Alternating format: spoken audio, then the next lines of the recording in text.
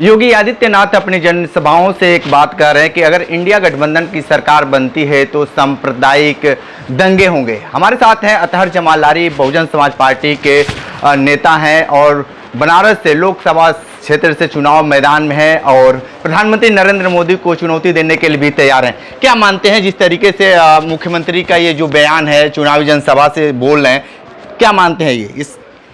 देखिए, बहन मायावती जी की सरकार बनेगी तो कहीं कोई दंगे नहीं होंगे। 4 बार मुख्यमंत्री रही हैं, अब कहीं उत्तर प्रदेश में कोई दंगा नहीं। हाँ, कांग्रेस की सरकार रही है, मुलायम सिंह जी की सरकार रही है, तो तमाम दंगे हुए। मुजफ्फरपुर से लेकर के मुरादाबाद से लेकर के पूरे देश में कांग्रेस की सरकार रही तो दंगे हुए, चाहे राजस्थान हो, चाहे मध्य प्रदेश हो, चाहे कोई जगह हो।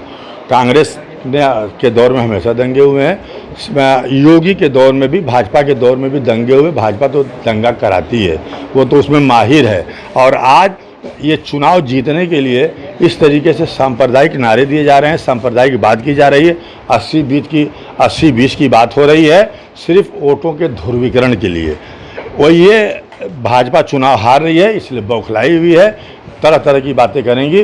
बहन मायावती जी अगर सरकार में आती है, उनकी सरकार बनती है, तो कहीं भी कोई सांप्रदायिक दंगा नहीं होगा, कोई परिंदा पर नहीं के मार सकता है। ये बताइए कि बीजेपी के नेताओं का जमावड़ा लगना शुरू हो गया है। क्या लगता है कि बहुजन समाज पार्टी के शीर्ष नेतृत्व आपके लिए प्रचार करने आएंगे? देखिए, बहन जी का चुनाव प्रचार प्रसार हो गया। जौनपुर में आई थी, आजमगढ़ में भी आई थी और उनका पूरा कैडर हमारे साथ लगा हुआ है और कैडर के बदौलत ही चुनाव लड़ी जाती है। हमारा जो कैडर है वो बनारस का ही है, ज़िले का है।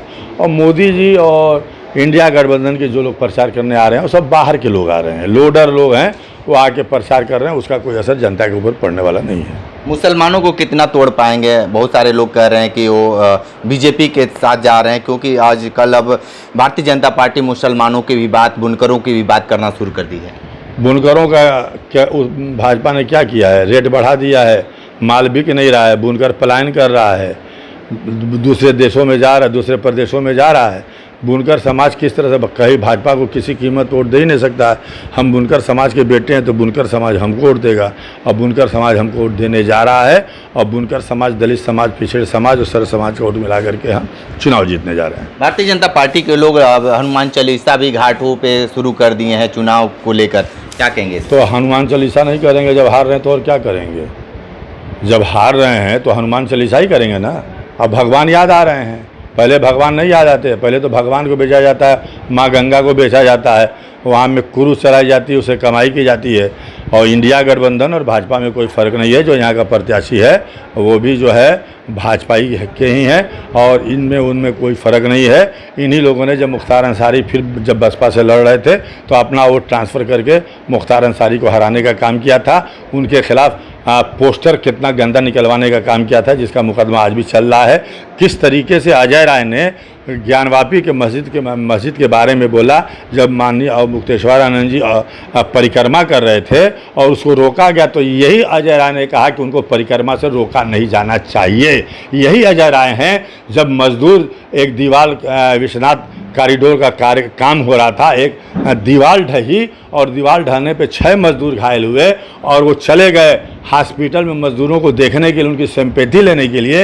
लेकिन जब उनको पता चला कि 4 मजदूर मुसलमान हैं तो उन्होंने बयान दिया कि मुसलमान मजदूरों से विश्वनाथ कॉरिडोर में काम नहीं कराना चाहिए, धर्म के विरुद्ध है, धार्मिक कार्यों में मुसलमानों को नहीं लगाना चाहिए। तो ये तो घोर सांप्रदायिक हैं और सांप्रदायिकता की बात कर रहे हैं। भाजपा और इनमें फ़र्क क्या है? चूँकि वो भाजपा के हैं इसलिए सांप्रदायिकता की बात करते हैं। और कितने ऐसे इन्होंने ही जो है मुख्तार अंसारी के जो है शहादत पे जो है कैसे जो है ढोल नगाड़े बजे, मिठाइयाँ बांटी गई।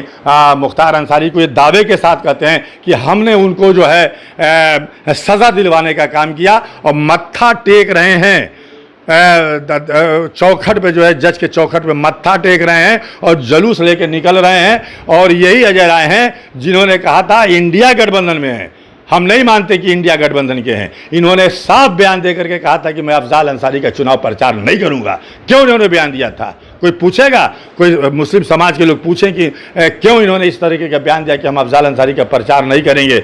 इसलिए नहीं करेंगे कि या तो मुसलमान हैं या तो उनके भाई से इनका मुकदमा चल रहा था, इसलिए प्रचार नहीं करेंगे। तो ये इंडिया गठबंधन के लोग दो मुँह ही बात करते हैं। और इनके बारे में अखिलेश यादव जी ने बार बार कहा है कि हम 80 में 79 जीत रहे हैं, 1 हार रहे हैं, यानी बनारस हार रहे हैं। राहुल गांधी ने भी कहा है कि हम 79 जीत रहे हैं, 1 हार रहे हैं, बनारस हार रहे हैं। और जब बनारस हार रहे हैं तो सारे लोग अब बनारस आ रहे हैं, सारे लोग हरा रहे थे, अब बनारस आ रहे हैं और उनके आने का भी कोई असर पड़ने वाला नहीं है।